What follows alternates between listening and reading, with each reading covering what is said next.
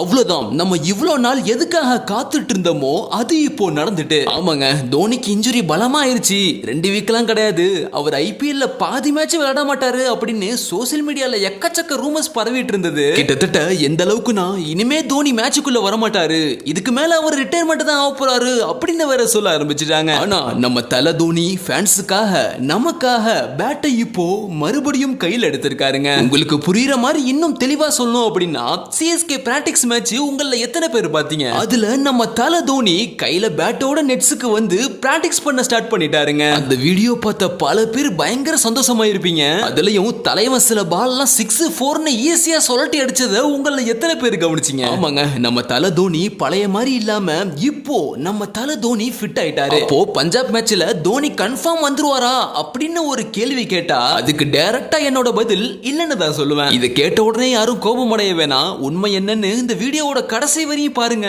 உங்களுக்கு ஒரு முழு தெளிவு ஒண்ணு கிடைக்கும். நம்ம தல தோனி மேட்சுக்குள்ள வந்து விளையாடுற அளவுக்கு ஃபிட் ஆயிட்டாரு தவிர அவர் இன்னும் உடல் அளவுல முழு ஃபிட் ஆகல அப்படிங்கிற சில விஷயங்களையும் சில பேர் சொல்லிட்டு இருக்காங்க. இத பத்தி கேப்டன் ருத்ராஜ் கைக்வாட் கிட்ட கேட்டப்போ அதுக்கு அவர் என்ன சொன்னாரு அப்படின்னா, அதுக்கு அந்த அளவுக்கு அவர் ஒன்னும் கிளியரா எக்ஸ்பிளைன் பண்ணவும் இல்ல, அவர் சொல்றது பெரிய அளவுல ஒன்னும் புரியவும் இல்ல. இத வச்சு பார்க்கும் பொழுது ஒண்ணு தெளிவா புரியுதுங்க. சிஎஸ்கே மேனேஜ்மெண்ட் என்னவோ நமக்கு சர்ப்ரைஸ் கொடுக்க போறேன் அப்படிங்கிற பேர்ல ஏதோ ஒன்னு பண்ணி கடைசில மொக்கைய போட போறாங்க அப்படிங்கறது மட்டும் தெளிவா புரியுது. எது என்னவோ தோனி இந்த மேட்ச்ல வரலனாலும் பரவாயில்ல, வரப்போற 5ஆம் தேதி நடக்க போற அந்த ஒரு வேர்ல்டு வார்ல கண்டிப்பா நம்ம தல தோனி பார்ட்டிசிபேட் பண்ணியே ஆகணும். ஆமாம், 5ஆம் தேதி நடக்க போற வேர்ல்டு வார் அப்படின்னு நான் எதை சொல்றேன்னு கண்டிப்பா உங்களுக்கு புரிஞ்சிருக்கும். இப்போ ஒரு டயலாக் பரவிட்டு இருக்கு தெரியுமா, சிஎஸ்கே 100 தொடரத்துக்குள்ள நூர் அகமது பேட்டிங் வந்துட்டாரு அப்படிங்கிற ஒரு டயலாக் எல்லாரும் சொல்லிட்டு இருக்காங்க. எது என்னவோ யார் நக்கல் பண்ணாலும் சரி கவலையே இல்லைங்க. நூர் அகமது 100க்கு முன்னாடியே பேட்டிங் வந்தாலும் சரி, அவருக்கு முன்னாடி தோனி இருக்காரு அப்படிங்கிற செய்தி மட்டும் இருந்தா அதுவே நமக்கு போதும். சரி, நம்ம தல தோனி வரப்போற பஞ்சாப் மேட்ச் கூட விளையாட வாய்ப்பு இல்லைன்னு வச்சுப்போம், பரவாயில்ல, அந்த 5ஆம் தேதி வந்தா கூட போதும். அதுக்கு பதிலா டெவால் பிரேவிஸ் விளையாட வாய்ப்பு இருக்கா அப்படின்னு கேட்டீங்கன்னா அதுக்கு நிறையவே வாய்ப்பு இருக்குங்க. நான் எப்படி இதை சொல்றேன் அப்படின்னா, டெவால் பிரேவிஸ் எனக்கு சைடு ஸ்ட்ரெயினா இருக்கு, என்னால மேட்ச் தான் விளையாட முடியாதுன்னு சொன்னாரே தவிர அவரு வேற எதுவும் நான் சொல்லலைங்க. அதனால இதை வச்சு டெவால் பிரேவிஸ் மேட்சுக்கு வர மாட்டாரு அப்படின்லாம் நம்மளால சொல்லிட முடியாது. அதுலயும் நம்ம தல தோனி கூடயே தலைவன் டெவால் பிரேவிஸும் பேட் எடுத்துட்டு நெட் பிராக்டிஸ்க்குள்ள வந்திருப்பான். இதெல்லாம் வச்சு பார்க்கும் பொழுது இந்த மேட்ச்ல தோனி வராரோ என்னவோ அதை விட்டுருங்க.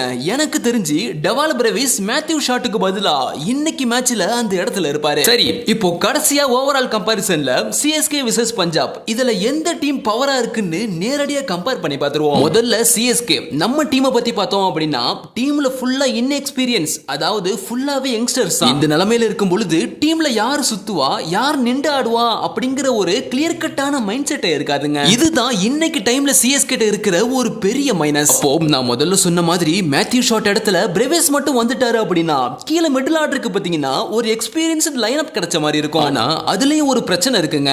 அது என்ன அப்படின்னா, மிடில் ஆர்டர்ல பிரேவிஸ் என்னதான் ஓரளவு ஹிட் பண்ணி கொடுத்தாலும் ஓரளவு ரன்னை மேல தூக்கி கொடுத்தாலும் சரி, நம்ம தோனி இல்லாததுனால கீழே அடிச்சு கொடுக்க, அதாவது மேட்ச் பினிஷ் பண்ணி கொடுக்க சிவம் டுபேவை தவிர வேற யாருமே இல்ல. இந்த இடத்துல சிவம் டூபே மேட்ச் முடிச்சு கொடுக்க பத்தாதா அப்படின்னு ஒரு கேள்வி கேட்டீங்கன்னா, டூபே ஓகே தான், நல்லா முடிச்சு கொடுப்பாரு, ஆனா எப்ப அடிப்பாரு எப்ப அவுட் ஆகுவாருன்னு யாராலையும் சொல்ல முடியாது. அதனால டூபேவே இருந்தாலும் தோனி இல்லாத ஒரு விஷயத்த இந்த இடத்துல கண்டிப்பா சுட்டி காட்டியாகணும். அதுலயும் நம்ம சிவம் டூபே போன மேட்ச் மாதிரி பட்டா பாக்கியம் படாட்டி லேகியோன்னு விளையாண்டாரு அப்படின்னா பஞ்சாபோட இந்த மேட்சும் லேகிய மாதிரி அத மாதிரி போகிறதுக்கு நிறையவே சான்ஸ் இருக்கு. ஆனா 8th டீம்ல நல்ல எக்ஸ்பீரியன்ஸ் பிளேயர் இருக்காங்க அப்படினும் கான்ஃபிடன்ஸா பஞ்சாப சொல்லிட முடியாது. நீங்க கொஞ்சம் நல்லா கவனிச்சு பார்த்தா புரியும். ஆப்போசிட் பஞ்சாப் டீம்ல ஸ்ரேயாஸ் ஐயரை மட்டும் நம்ம தூக்கிட்டோம் அப்படின்னா அங்க பாதி டீமே காலியான மாதிரி தெரியும். இருந்தாலும் நம்ம டைரக்டா பஞ்சாப மட்டம் தள்ள முடியாதுங்க.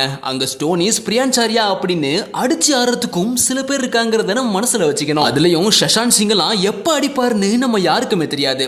ஏன் அப்படின்னா பல இம்பார்ட்டன்ட் மேட்ச்ல ஒத்தாலா நின்று அடிச்சு கொடுத்திருப்பாரு சஷாந்த் சிங். சரி, இப்போ சிஎஸ்கே ஜெயிக்கிறதுக்கு சரியா என்ன பண்ணி ஆகணும்னு நான் எக்ஸாக்ட்டா இப்போ நான் சொல்றேன். சிஎஸ்கே டாஸ் ஜெயிச்சாகணும். டாஸ் ஜெயிச்சிட்டாலே பாதி மேட்ச் ஜெயிச்ச மாதிரி ஆயிரும். ஒருவேளை டாஸ் ஜெயிச்சிருச்சுனா கண்ணை மூடிட்டு பவுலிங் சூஸ் பண்ணணும். பவுலிங் ஸ்டார்ட் ஆன உடனே கலீல் அகமதியும் நூர் அகமதியும் வச்சு எப்படியாவது சொலட்டி பவுலிங் போட வச்சு அதே மாதிரி எந்த கேட்சையும் தவற விட்டுறாம ஃபீல்டிங்கையும் கண்ணு கருத்துமா பார்த்து இறுதியா ஓவராலா பஞ்சாப 200ல இருந்து 220 ரன்னுக்குள்ளேயே சுருட்ட பார்க்கணும். அடுத்து நம்ம பேட்டிங் வரும்பொழுது சஞ்சு சாம்சனும் ருத்ராஜ் கைகோடும் சேர்ந்து நின்று அவுட்டே ஆகிராம நின்று ஆடி ஆங்கர் இன்னிங்ஸ் ஆடணும். இதுக்கு நடுவுல வேற எந்த பேட்ஸ்மேன் வந்தாலும் சரி அவங்க எல்லாரும் கண்ணை மூடிட்டு சுத்த ஆரம்பிக்கலாம். ஒருவேளை டெவால் பிரவிஸ் வந்துட்டாரு அப்படின்னா அவருடைய பங்குக்கு கண்டிப்பா ஒரு 30ல இருந்து 40 ரன் அடிச்சே ஆகணும். அதே மாதிரி முத மேட்ச்ல இருந்த கார்த்திக் சர்மாவை தூக்கிட்டு உருவில் பட்டேல வச்சா கொஞ்சம் பெட்டரா இருக்கும்னு நினைக்கிறேன். இந்தியா ஆறுசாமி டூபே அவுட்டே ஆனாலும் பரவாயில்ல, அவர் ஆடுற பால்ல ஒரு 4 சிக்ஸ் அடிச்சாலே போதும். சிஎஸ்கே பஞ்சாபை எத்தனை ரன்ல சுருட்டுதோ